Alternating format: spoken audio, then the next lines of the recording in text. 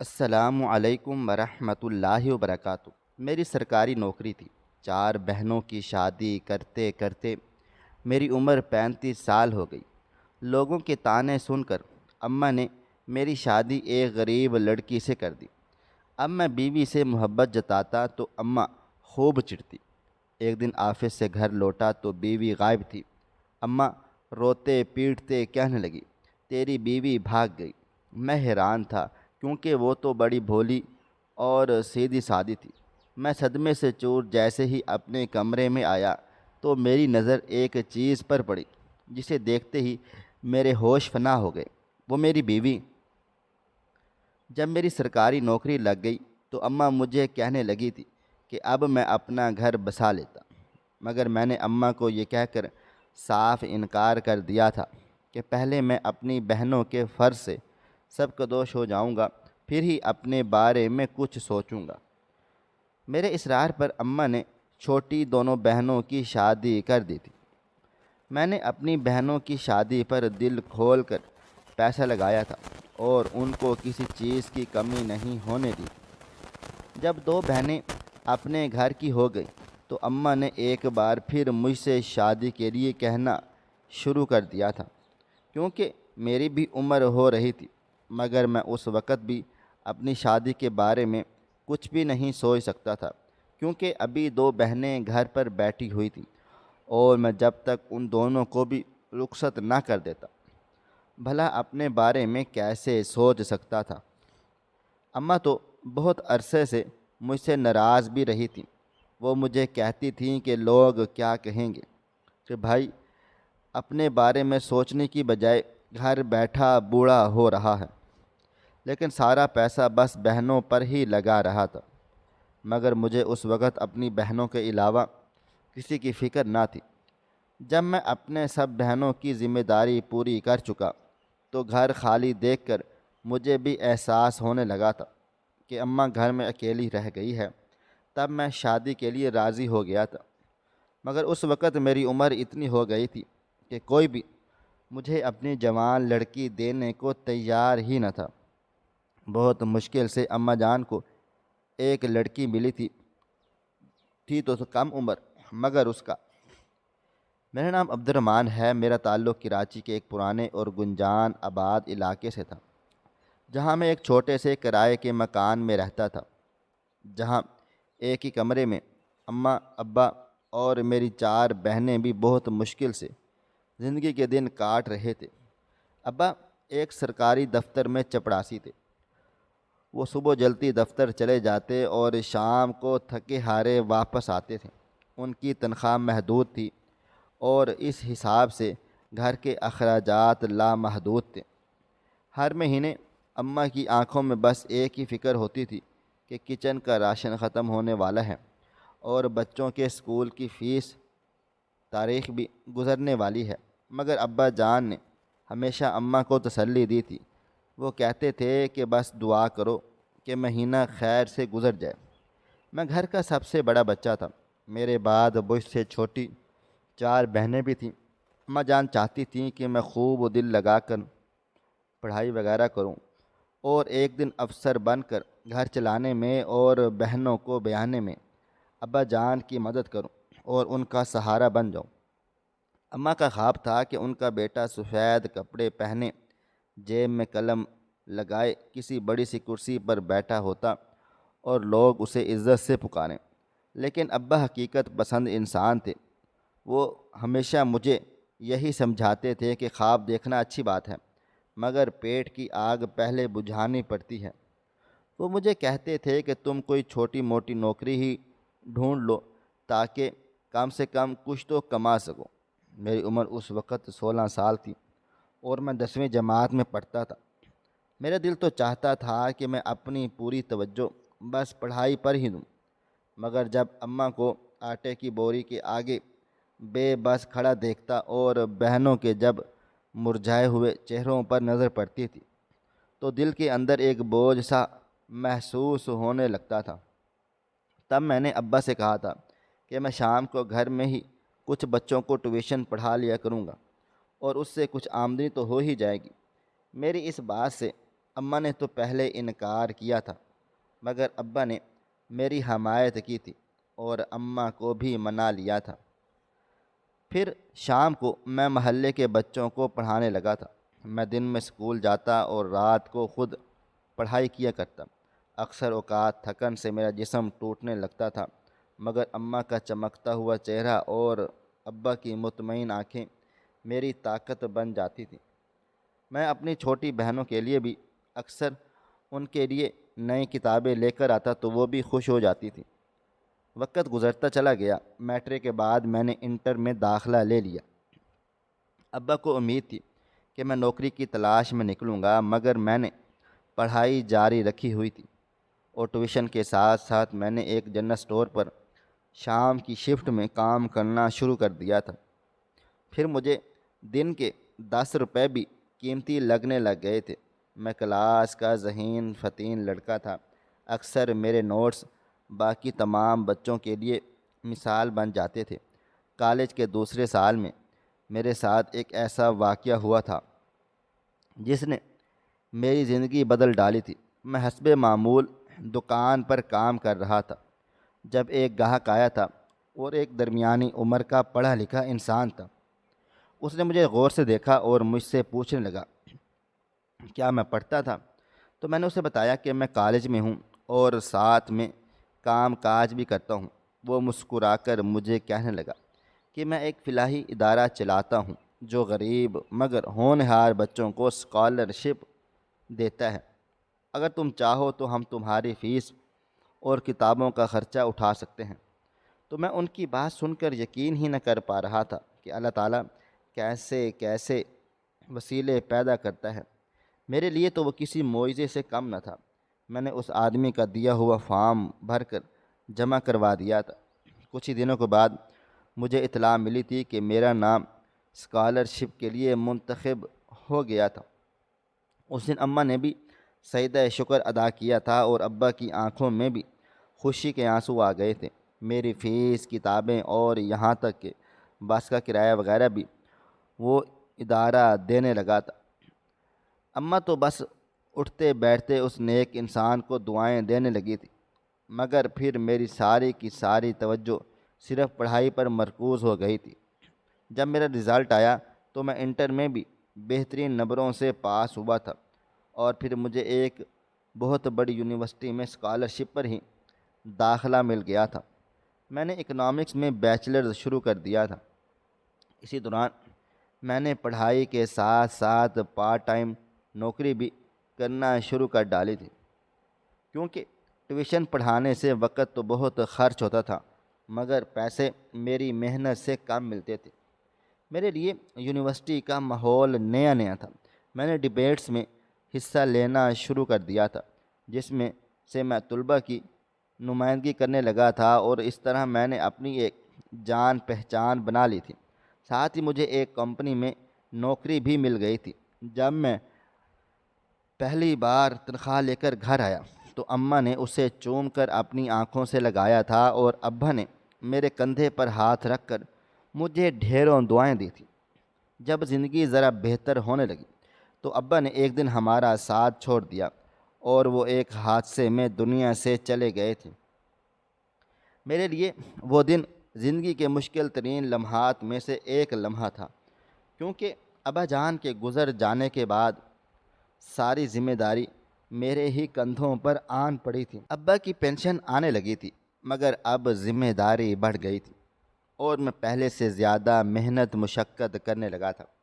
ساتھ ہی میں سرکاری نوکری کے لیے بھی کوششیں کر رہا تھا۔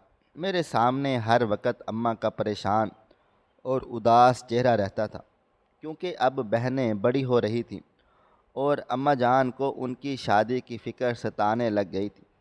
اماں مجھ سے بہت بار کہہ چکی تھی کہ میں شادی کر لیتا تاکہ اماں میرے بعد بہنوں کے لیے بھی کوئی مناسب رشتہ دیکھ سکتی، مگر میں نے ابھی شادی نہیں کرنا چاہتا تھا۔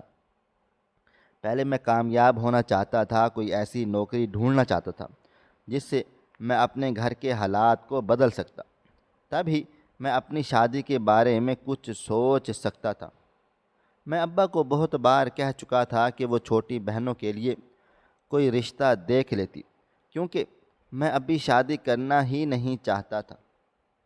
مگر اماں کو لگتا تھا کہ شاید میں کسی لڑکی کو پسند کرتا ہوں، اور اماں جان کو بتانا بھی نہیں چاہتا۔ اس لیے وہ کافی عرصہ مجھ پر یہی زور ڈالتی رہی تھیں کہ میں ان کو اپنی پسند کے بارے میں بتا دوں۔ میں آخر اماں کو اپنی کس پسند کے بارے میں بتاتا؟ میرے پاس اتنا وقت بچتا ہی کہاں تھا کہ میں کسی لڑکی کے پیچھے خوار ہوتا پھرتا، اور نہ ہی میرے پاس اتنے پیسے تھے کہ میں کسی بھی لڑکی پر لٹا سکتا۔ جب کافی عرصے تک شادی کے لیے نہ مانا تو اماں نے مجھ سے چھوٹی مروہ کے لیے رشتہ ڈھونڈ کر اس کو بیاہ دیا تھا۔ میرے پاس جتنے بھی پیسے تھے، جتنی بھی جمع پونجی تھی، میں نے وہ سب مروہ پر لگا دی تھی، تاکہ وہ مجھ سے کوئی گلہ نہ کر پاتی کہ ابا نہیں تھے تو میں نے اس کے ارمان پورے نہ کیے۔ میں نے مروہ کی شادی پر دل کھول کر پیسہ خرچ کیا تھا، کیونکہ ابا کے بعد وہ میری ذمہ داری تھی۔ اماں نے مجھے کئی بار کہا تھا کہ اتنا نہ خرچ کرو، باقی بہنیں بھی تو ہیں، ان کو بھی تو بیانا ہے۔ مگر میرے دل میں ایک ہی خیال تھا کہ مروہ کو کبھی یہ نہ لگے کہ ابا کے نہ ہونے سے اس کی زندگی کے بڑے دن میں کوئی کمی کوتاہی رہ گئی، اور وہ خوش تھی، اور اس کی مسکراہٹ میرے لیے سب سے بڑی خوشی تھی۔ میری زندگی ویسے ہی مصروف ہو گئی تھی۔ میں صبح کو نوکری پر جاتا اور شام کو پڑھائی کرتے ہوئے رات ہو جاتی۔ اماں جان کو ایک بار پھر سے میری شادی کی فکر لگ گئی تھی۔ وہ ہر دوسرے تیسرے دن کوئی نہ کوئی بات نکال کر مجھ سے پوچھ لیتی تھی کہ اگر مجھے کوئی لڑکا پسند ہے تو اماں جا کر رشتہ مانگ لیتی، مگر میں ہنس کر ٹال دیتا اور آخر کار اماں سے کہہ دیا کہ جس دن میرا شادی کرنے کا دل کرے گا میں خود ہی ان کو بتا دوں گا۔ مگر حقیقت یہ تھی کہ میرے دل میں واقعی کسی کے لیے کوئی جذبات نہ تھے۔ میں ایک ایسے مقام پر کھڑا ہوا تھا جہاں میرا دل صرف ایک ہی کام میں لگا تھا، اور وہ تھا اپنے گھر کو، اپنی بہنوں کو اور خود کو ایک بہتر اور پرسکون زندگی دینا۔ مجھے لگتا تھا اگر میں کسی اچھی سرکاری نوکری پر لگ گیا تو جلد ہی اپنی محنت کی وجہ سے مجھے ترقی مل جائے گی، اور میں اپنے گھر والوں کو دنیا کی ہر آسائش دے سکوں گا۔ آخر کار کئی ماہ کی نیند کی قربانی اور محلے کے شور شرابے کے باوجود میری پڑھائی رنگ لائی تھی، اور مجھے ایک بہت اچھی سرکاری نوکری مل گئی تھی۔ میری تنخواہ تو کم ہی تھی، لیکن اس بات کی مجھے کوئی خاص فکر نہ تھی، کیونکہ میں خوب جانتا تھا کہ جیسے جیسے میری ترقی بڑھتی چلی جائے گی میری تنخواہ بھی بڑھ جائے گی۔ وہ دعائیں جو اماں نے راتوں کو اٹھ کر میرے لیے مانگی تھیں وہ اب قبول ہو گئی تھیں۔ میری تنخواہ تو معقول تھی، مگر میں مطمئن تھا، مگر میں کبھی سوچتا تھا کہ کیا اب مجھے شادی کے بارے میں سوچنا چاہیے، لیکن پھر خود ہی کہتا تھا کہ ابھی سمینہ کا کالج مکمل ہونا باقی تھا، اور فاریہ کا بھی تو کالج میں داخلہ ہونا تھا، جبکہ مروہ سے چھوٹی عروہ کی شادی کی عمر ہو گئی تھی، اور میں نے اماں سے کہہ کر اس کے لیے بھی رشتے کی تلاش شروع کروا ڈالی تھی، تاکہ وہ بھی اپنے گھر کی ہو جائے۔ جلد ہی عروہ بھی اپنے گھر کی ہو گئی تھی، اور میری بھی نوکری میں ترقی ہو گئی تھی۔ پھر میں نے گھر کی حالت بدلنا شروع کر دی تھی۔ وہ گھر جس میں ہم رہتے تھے وہ مجھے اب چھوٹا لگنے لگا تھا۔ پھر میں نے اماں کے لاکھ منع کرنے کے باوجود بھی اس گھر کو بیچ کر اس سے ایک بڑا، ایک قدرے بہتر اور بہترین گھر خرید لیا تھا۔ میں صرف اور صرف اپنی بہنوں کو خوشی دینا چاہتا تھا، اس لیے میں نے اپنا سارا وقت ان کے لیے ہی وقف کر دیا تھا۔ میں جو بھی کماتا تھا وہ ان کی جھولی میں ہی لا کر رکھ دیتا تھا۔ جب وہ مسکراتی تھی تو مجھے لگتا تھا کہ میری زندگی کا مقصد پورا ہو رہا تھا۔ اماں بھی دن رات مجھے دعائیں دیتی تھی، مگر میری کامیابی کے پیچھے سب سے بڑا ہاتھ اس شخص کا تھا جس نے مجھے اسکالرشپ پر پڑھنے کا موقع دیا تھا۔ وہ فرشتہ صفت انسان مشکل وقت میں میری مشکل کو آسان کر گیا تھا۔ میں اپنے گھر کی حالت چند ہی مہینوں میں بدل لی تھی، مگر پھر مجھے ابا جان کی بہت یاد آتی تھی۔ وہ مجھے کامیاب دیکھنا چاہتے تھے، مگر میرے کامیاب ہونے سے پہلے ہی وہ ہمیں چھوڑ کر جا چکے تھے۔ مگر اماں کا اطمینان اور بہنوں کا پرسکون چہرہ دیکھ کر میں خوش تھا۔ میں نے اپنی ذمہ داری بہت اچھے سے نبھائی تھی۔ میں نے اپنی بہنوں کی ہر ضرورت، ہر خواہش پوری کر ڈالی تھی۔ سمینہ اور فاریہ کی عمر میں 4 سال کا فرق تھا، مگر میں چاہتا تھا کہ دونوں کو ایک ساتھ ہی گھر سے رخصت کر دیتا۔ مگر ان کی شادی سے پہلے اماں نے ایک بار پھر مجھے شادی کے لیے زور دینا شروع کر دیا تھا۔ اماں کسی بھی صورت سمینہ اور فاریہ کو رخصت کرنے کے لیے تیار ہی نہیں تھی، کیونکہ میں جب بھی ان دونوں بہنوں کی شادی کی بات کرتا تو وہ مجھے ڈانٹ دیتی تھیں اور کہتی تھیں کہ لوگ کیا کہیں گے، بھائی گھر بیٹھا بوڑھا ہو رہا ہے لیکن شادی نہیں کر رہا اور بس بہنوں پر ہی اپنا سارا روپیہ پیسہ بہا رہا ہے۔ مگر میں نے ایک بار پھر سے اپنی ضد پر اٹ گیا تھا کہ جب تک میں اپنی بہنوں کی ذمہ داری سے آزاد نہیں ہو جاؤں گا، میں اپنے بارے میں بالکل بھی نہیں سوچوں گا۔ اماں تو بہت عرصہ مجھ سے ناراض بھی رہی تھی۔ انہوں نے تو جیسے ضد ہی پکڑ لی تھی کہ پہلے وہ میرے لیے لڑکی دیکھیں گی، اس کے بعد ہی دونوں بہنوں کے لیے کسی رشتے کی تلاش شروع کریں گی۔ مگر وہ خوب جانتی تھیں کہ میں ان سے زیادہ ضدی تھا، اس لیے ان کو ہی ماننا پڑی تھی، اور انہوں نے دونوں چھوٹی بہنوں کے لیے ایک ہی گھر میں رشتہ دیکھ لیا تھا۔ گھر میں ایک بار پھر سے شادی کی تیاریاں شروع ہو گئی تھیں، مگر اب کی بار میں اداس تھا، پریشان تھا، کیونکہ میرے گھر میں رونق میری بہنوں سے تھی اور اب وہ بھی چلی جا رہی تھی۔ دونوں بہنوں کے جانے کے بعد گھر ایک دم سونا سونا سا لگنے لگا تھا۔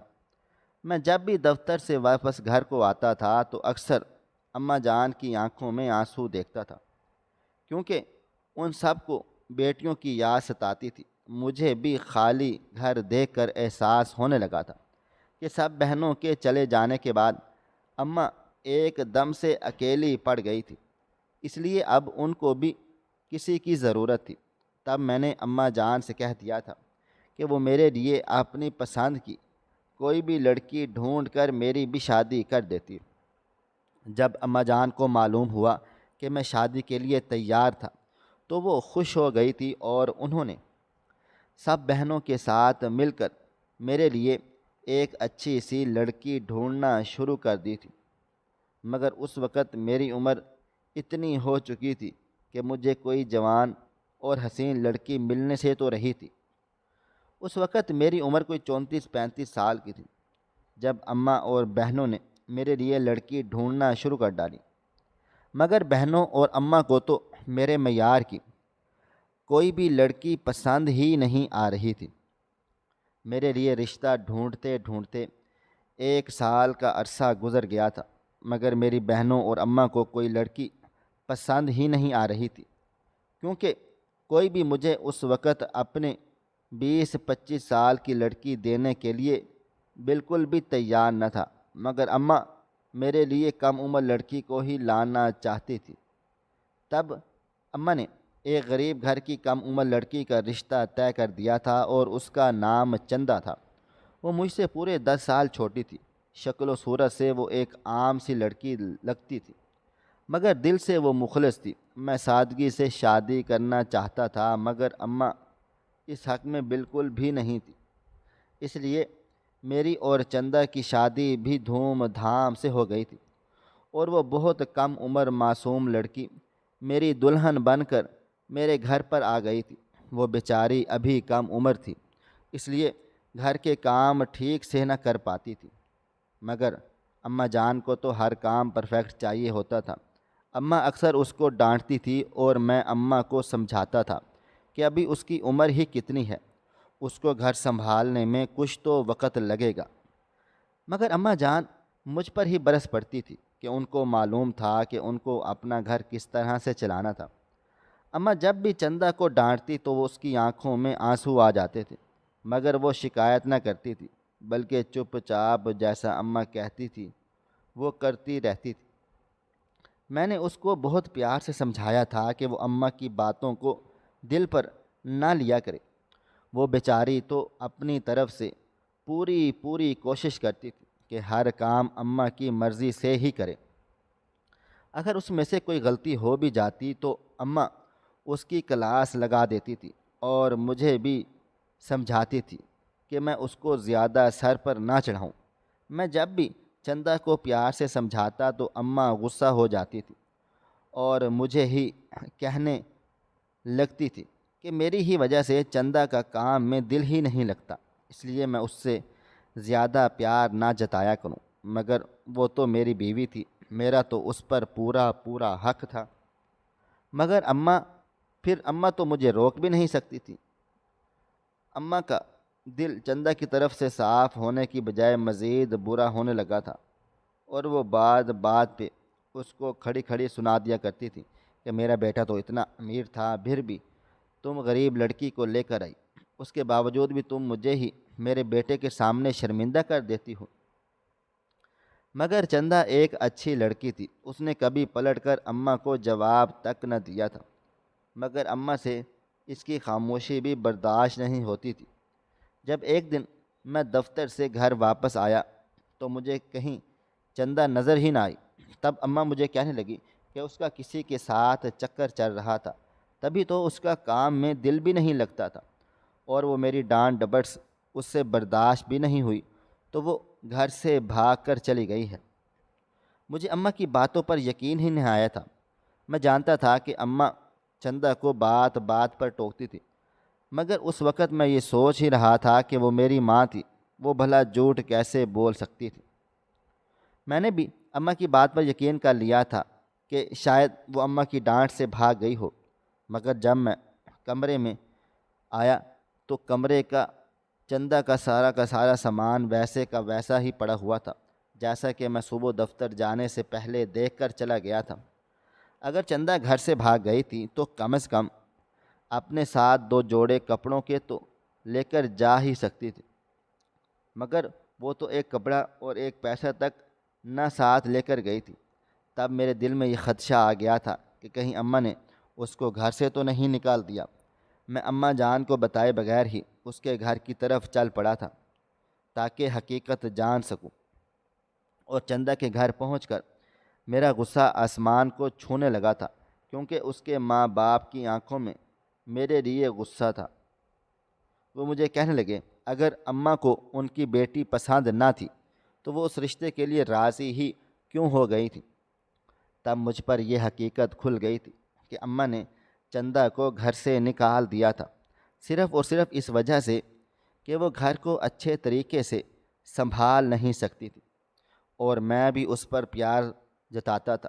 میں گھر واپس آیا تو اماں کو دیکھنے کا دل بھی نہیں چاہ رہا تھا، لیکن میں نے خود پر قابو پاتے ہوئے ان سے نظریں ملائے بغیر بس اتنا کہہ ڈالا تھا کہ انہوں نے جو کیا تھا وہ میرے لیے ناقابل معافی تھا۔ اماں کو بھی شاید سمجھ میں آ گیا تھا کہ میں کس بارے میں بات چیت کر رہا تھا، تبھی وہ ہچکچاتے ہوئے کہنے لگ گئی تھی کہ میں نے تو کچھ غلط نہیں کیا، وہ لڑکی تمہیں قابو کر رہی تھی اور تم اس کے پیچھے اندھے ہو رہے تھے، میں نے تمہیں اس سے بچا لیا ہے۔ میرے اندر ایک درد اٹھا تھا، مگر میں خاموش رہا تھا، بالکل چپ چاپ رہا۔ شاید کہ وہ میری تربیت تھی۔ میں کمرے میں واپس چلا گیا اور دروازہ بند کر لیا، مگر میں نے ایک فیصلہ کیا تھا اور چندہ کے گھر دوبارہ چلا گیا۔ اس کے ماں باپ کی نظروں میں ابھی بھی شکوہ تھا، مگر جب میں نے ہاتھ جوڑ کر ان سے معافی مانگی تو انہوں نے چندہ کو میرے ساتھ بھیج دیا تھا۔ چندہ کے چہرے پر وہی سادگی تھی، مگر اب وہاں پر ایک دکھ اور تنہائی کا رنگ بھی تھا۔ میں نے چندہ سے ملاقات میں بھی معافی مانگی تھی، اور اس پگلی نے میری طرف بھیگی پلکوں سے دیکھا تھا اور کہنے لگی تھی کہ میں کسی اور کی وجہ سے نہیں گئی تھی، مجھے تو بس عزت چاہیے تھی، اور آپ کی اماں آپ کی غیر موجودگی میں میری اور میرے ماں باپ کی بہت تذلیل کرتی تھی۔ وہ روتے ہوئے کہنے لگی کہ کیا غریب ہونا اتنا بڑا گناہ تھا جو میری اماں اس کی بے بسی کا مذاق اڑاتی رہتی ہے۔ ہمارے درمیان کچھ لمحے خاموشی کے گزر گئے تھے اور اس کے بعد اس نے آہستہ سے سر ہلا دیا تھا اور مجھے معاف کر کے میرے ساتھ واپس آ گئی تھی۔ میں نے بھی شکر ادا کیا تھا کہ دیر ہو گئی تھی، مگر بہت زیادہ دیر نہیں ہوئی تھی۔ چندہ کو دیکھ کر اماں جان کو غصہ تو آیا تھا، مگر میں نے ہمت کر کے اماں کو کہہ دیا تھا کہ اگر اب انہوں نے چندہ کو گھر سے نکالا تو اس کو بے وجہ ڈانٹا تو میں بھی اسی کے ساتھ گھر چھوڑ کر چلا جاؤں گا۔ میری دھمکی کام کر گئی تھی اور اماں نے چندہ کو قبول کر لیا تھا۔ اس دن کے بعد سے اماں نے کبھی اسے ڈانٹا بھی نہیں تھا، بلکہ اگر وہ کوئی غلطی کرتی تو اس میں ہی پیار سے سمجھاتی رہتی تھی، اور اماں کو ڈر تھا کہ اگر انہوں نے چندہ کو کچھ بھی کہا تو میں ناراض ہو کر ان سے چلا ہی نہ جاؤں، کیونکہ میں بھی تو ان کا اکلوتا بیٹا تھا اور وہ میرے بغیر بھلا کیسے رہ سکتی تھی۔ ناظرین، آپ کو ہماری آج کی کہانی کیسی لگی؟ کمنٹ باکس میں اپنی رائے کا اظہار ضرور کریں۔ ملتے ہیں کل ایک نئی اور دلچسپ کہانی کے ساتھ۔ اللہ حافظ۔